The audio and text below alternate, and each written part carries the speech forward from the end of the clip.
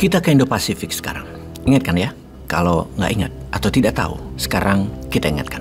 Beberapa tahun yang lalu, wilayah Indo-Pasifik ini ramai dan jadi fokus dunia, terutama Amerika dengan code name Pivot to Asia atau menengok Asia. Karena wilayah Indo-Pasifik yang merupakan wilayah produsen country, penghasil barang produksi yang hampir menguasai 50% produksi dunia. Negara-negara yang berada di Indo-Pasifik seperti Tiongkok, Korea Selatan, Jepang, Taiwan, negara ASEAN, dan tidak lupa, negara-negara Pasifik Selatan. Wilayah Indo-Pasifik adalah wilayah yang lepas dari pengawasan Amerika, dikuasai Tiongkok. Dan hal ini harus direbut kembali oleh Sekutu Barat, oleh Amerika. Namun ketika perang Ukraina terjadi, semua perhatian dunia terutama Sekutu Barat dan Amerika balik ke Eropa lagi. Dalam periode perang Ukraina, eskalasi di Indo-Pasifik meningkat 100%.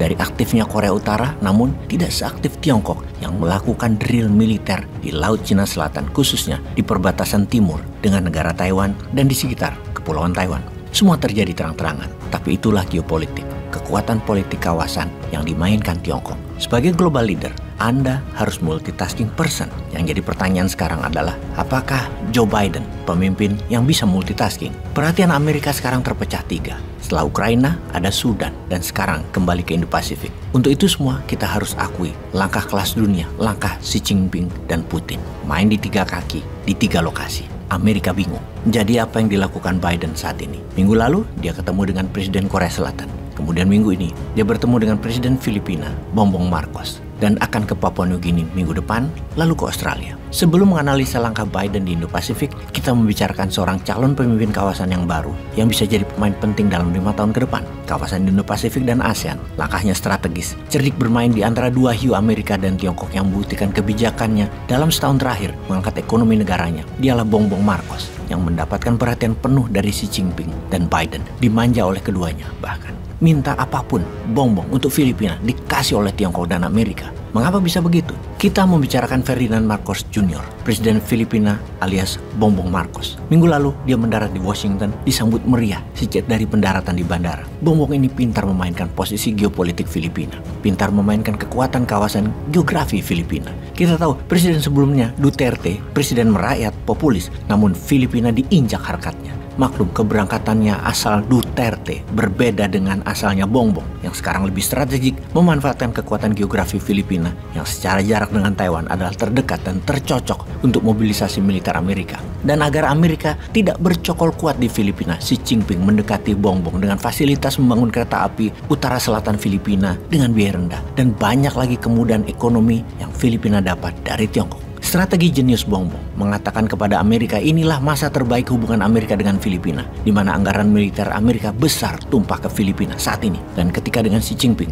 Bongbong mengatakan inilah golden era Filipina-Tiongkok yang memakmurkan keduanya. Bongbong juga tahu jika perang Taiwan meletus, Filipina bisa jadi garda terdepan pertahanan dari Amerika.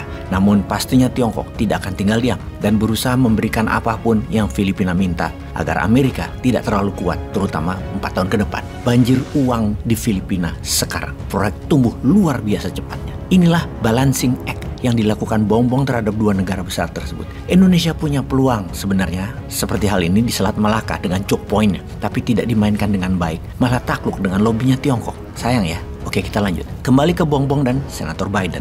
Hal inilah yang membuat Bongbong dikatakan presiden cerdik menekan Amerika. Mengapa namanya sekarang Senator Biden? Karena ini adalah jabatan tahun 70-an dan 80-an. Dari Biden, dia adalah senator. Di masa Marcos, ayah Bongbong berkuasa, Biden adalah anti Ferdinand Marcos Senior. Biden lah yang memprovokasi yang menyebabkan tergulingnya Marcos. Marcos memang diktator, namun Marcos adalah kolega dekat Washington. Kemudian Biden lah yang menginisiasi pengadilan Marcos, juga pengadilan Bongbong. Namun kali ini Biden harus menerimanya, harus menerima Bongbong dengan pelayanan kenegaraan kelas utama. Biden itu kena karma kali ya. Biden sok-sokan menegakkan prinsip melawan diktator demi citra politiknya, namun sekarang memerlukan posisi pemimpin yang diperkarakan oleh prinsipnya sendiri. Biden agaknya terkena political pragmatism.